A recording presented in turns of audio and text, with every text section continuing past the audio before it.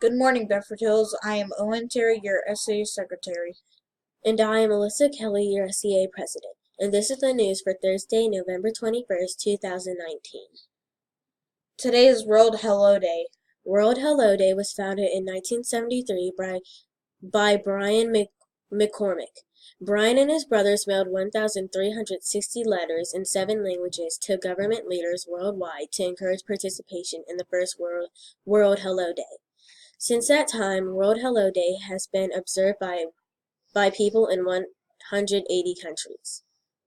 Any person can participate in World Hello Day by simply greeting 10 people or more. This demonstrates the importance of personal communication for preserving peace. Today's word of the day is caption. Caption is words near a photograph or a picture that is used to explain the picture. Remember to read the captions on each page. They provide additional information about the article. This is Owen Terry and Alyssa Kelly. Remember, be respectful, be responsible, be ready to learn. It's the Husky way every day. Have a great day.